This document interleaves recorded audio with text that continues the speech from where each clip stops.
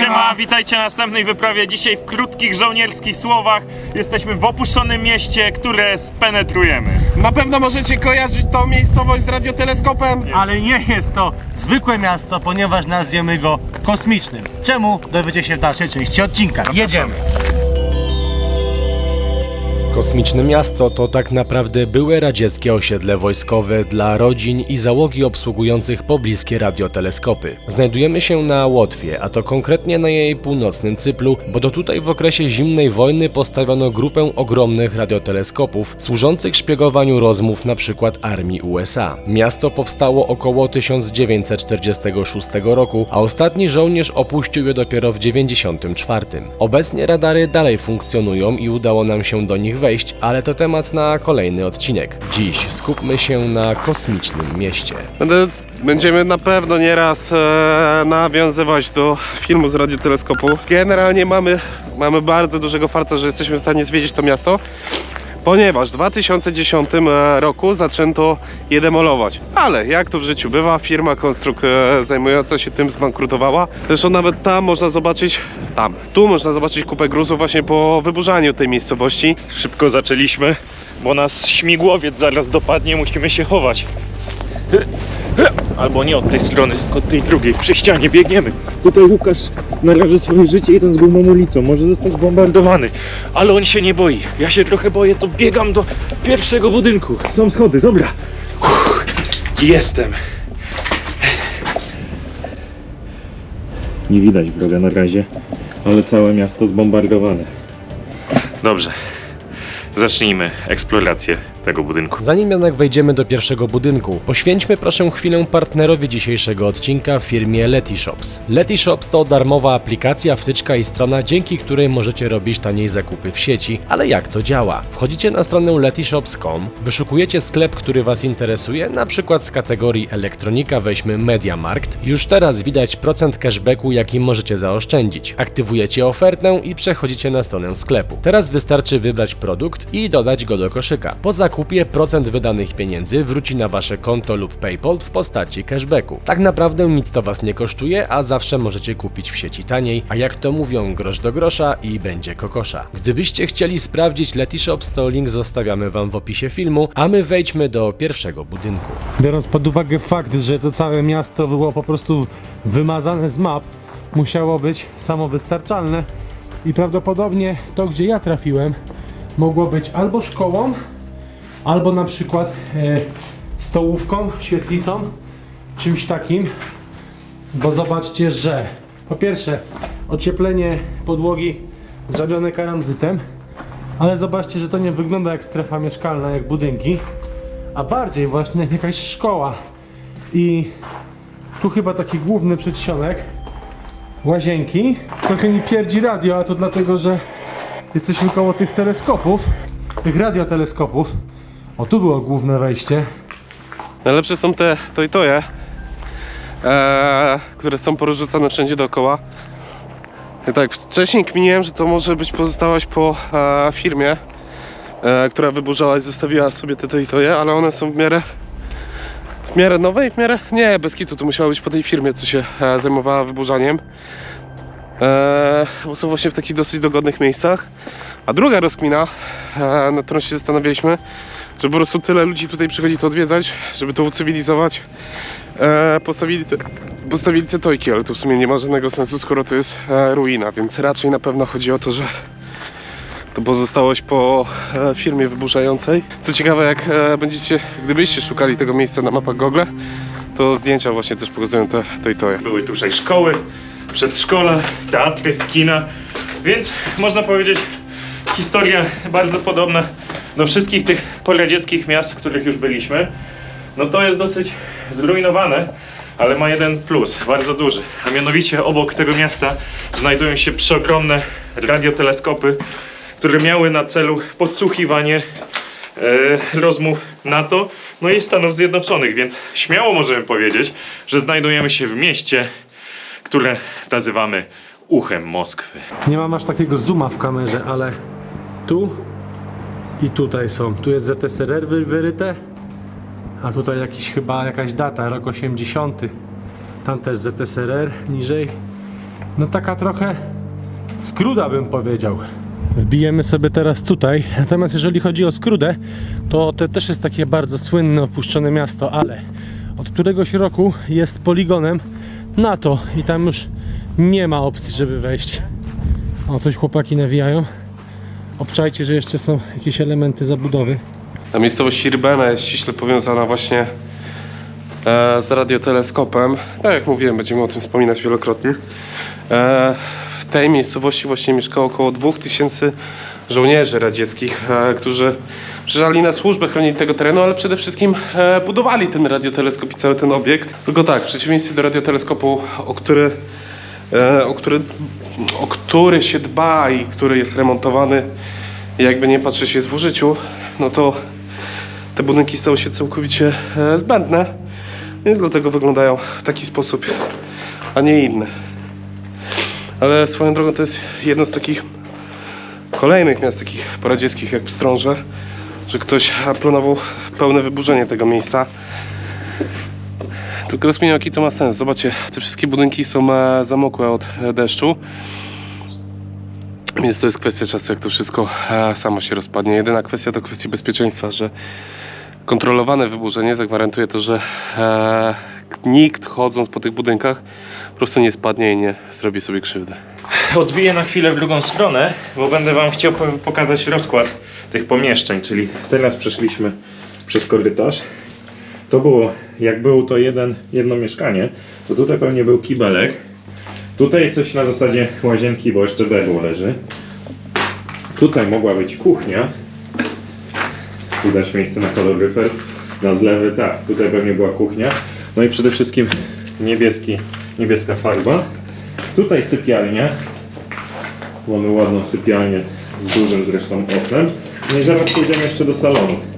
A jeśli chcecie się dowiedzieć, jak mniej więcej wyglądało takie mieszkanie, no to Kuba teraz rzuci wam przebitkę z innego filmu, gdzie były rzeczy, które były wyniesione właśnie z tych domów, czyli łóżka, telewizory, szafki, dywan na ścianie i będziecie mogli to zobaczyć rzeczywiście, jak to wyglądało, więc taka fajna, można powiedzieć, ciekawostka.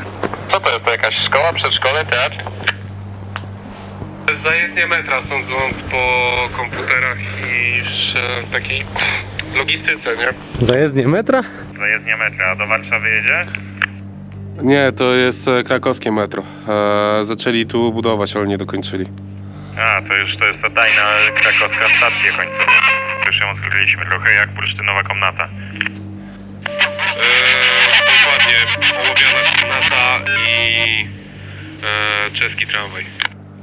No tak, ktoś się próbował jeszcze podłączyć pod tą rozmowę. Ciekawe, czy to był Kuba, czy może jakieś służby stąd. Nie wiem, ale jeżeli w Irbenę nasłuchują tego, to wiesz, radioteleskop, który szuka, wiesz, informacji i tajemnic kosmosu, a słucha trzech debili, którzy gadają bez sensu na radiu. Tak, to był Kuba, który mówi o Jakubiniach, ale to jest taka niespodzianka, o której wam powiemy pod koniec, więc zostajcie z nami. Zostajcie z nami. Dokładnie. Tym wyjściem na dach myślałem, że da radę to zrobić. Po tych budkach na samym szczycie. Myślałem, że po prostu jest tam klatka schodowa, no ale niestety byłem w błędzie. No i zobaczcie, tu jakaś stara łazienka pewnie. Pewnie, no na pewno dla żołnierzy, co tu stacjonowali. W piwnicach zawsze zostaje najwięcej takich elementów, które są związane właśnie z takimi jeszcze miejscami. Tu jakaś stara drewniana szafa. Spójrzcie, butki, kalosz. Tutaj nie wiem co to, ale o, jakaś rosyjskojęzyczna gazetka, widzicie? Nie będę prześwietlał. Staram się to tak zrobić. Nie wiem, czy dobrze widzicie, czy nie. Ale to jeszcze pozostałości po tej minionej epoce. Tutaj jakiś mundur albo coś w kolorach tego koszuli z munduru. Chipsy. Również jeszcze jakieś ewidentnie radzieckie. Tutaj widać tapetę. Zobaczcie. To co mówiłem, w piwnicach zawsze jest najciekawiej, bo są jeszcze elementy, których nikt nie zdążył rozwalić i zniszczyć. No niestety Europy tutaj jest, ale No jest jeszcze podział. Można to świadczy o tym, że jest RFN, NRD, Polska jest wyrwana. No to w takim razie Czechosłowacja. No i tutaj jest kawałek Polski. Ale akurat został ukryty. Prawie przedostatnie piętro, za chwilę wejdziemy na górę, ale chciałem wejść do tego pokoju, ponieważ tutaj jeszcze po pierwsze mamy zupełnie inny układ. Inaczej to wygląda. Tutaj łazieneczka, gdzie do środka wpadła ściana cała. Myślę, że to mogła być kuchnia, tak? Tak by to wyglądało. Tu zobaczcie, jest ten budynek, gdzie byłem przed chwilą. Czyli w takim razie gdzieś tu były te napisy. Albo piętro niżej jeszcze, albo piętro wyżej jeszcze. Ale właśnie na tych płytkach były wyryte.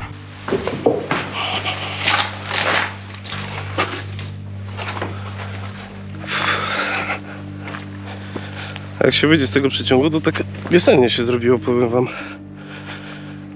Na górze to czułem się taką typowa zima przez wiatr. A tu już grzeje w karczyszko. Fajnie jest. Ma coś ciekawego? No powiem Ci, że znalazłem jakiś list, który ktoś naprawdę ładnie napisał. Parę skrzyń z radzieckimi, rosyjskimi napisami, dużo butelek, jakieś książeczki, czasem gazety.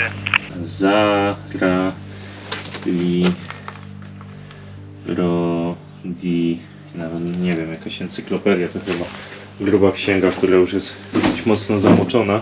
Martini, proszę.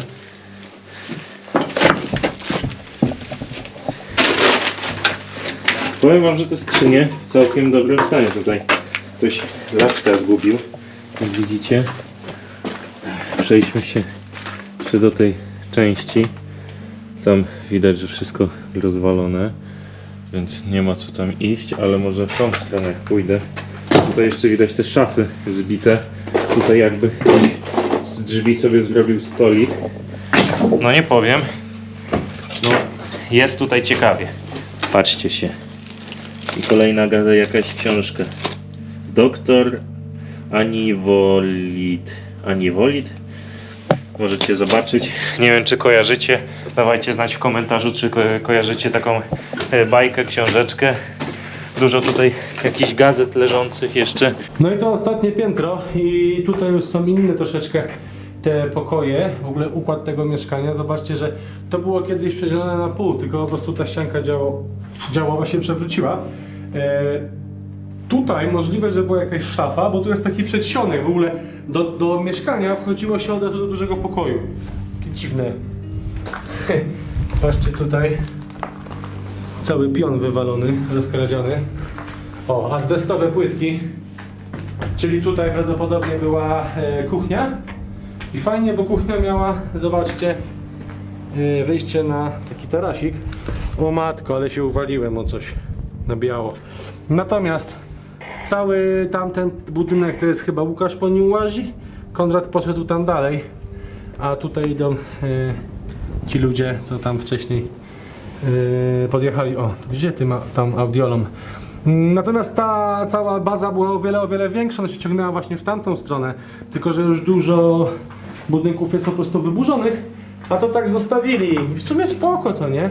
Niech sobie ludzie zwiedzają. No tylko jakbyście tutaj trafili, to bez kitu uważajcie, bo no jest to w ultra złym stanie. I to tak na poziomie tego, że bujają się podłogi, to nie? Halo, halo?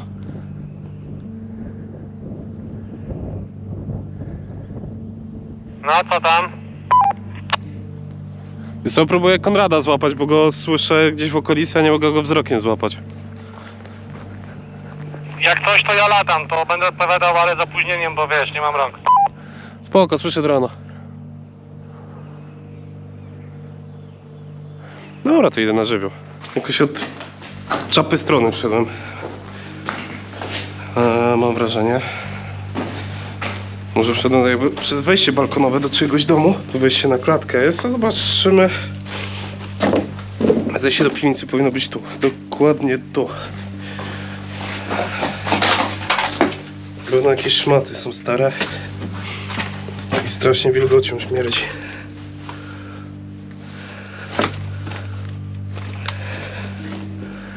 No rzeczywiście uda się jakieś dokumenty znaleźć. Stare butelki, stare książki. Mamy tutaj kawałek historii poradzieckiej. I zobaczcie, 69 rok.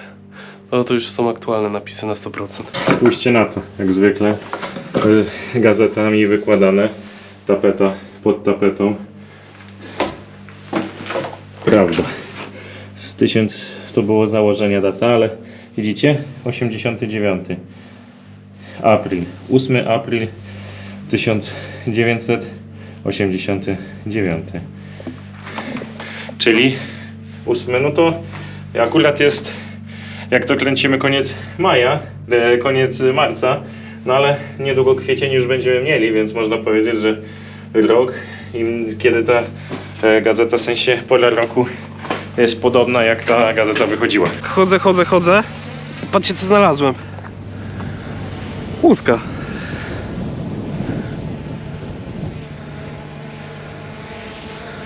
A ma 10. Ciekawe, z jakich to czasów jest. I od czego to jest łuska w ogóle.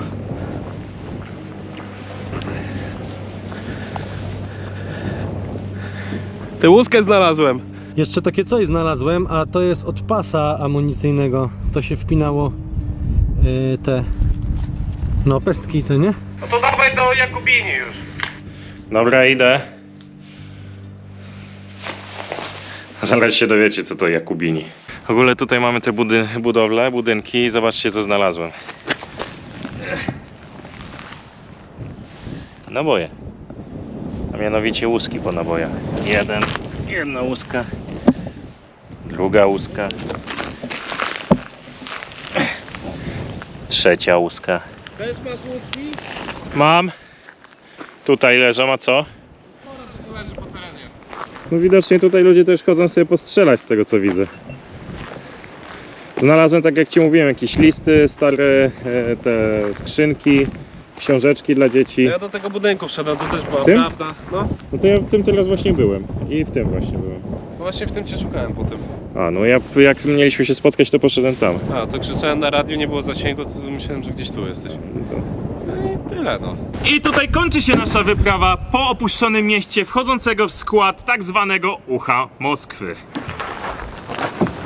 Kończy się ta wyprawa, ale zmierzamy na następną, dlatego musieliśmy opróżnić nadbagaż. Na szczęście to było możliwe. Jakubini! Dziękujemy firmie Jakubini za podstawienie tego Jakubini w opuszczonym miejscu. Tak samo dziękujemy ludziom, którzy wyświetlają się w tym momencie, bo to właśnie dzięki wam możemy jeździć i wydurniać się w różnych dziwnych miejscach. No i co? Do zobaczenia na następnej wyprawie! Papatki! Znik. Alabla kadabra! Awada kadabra!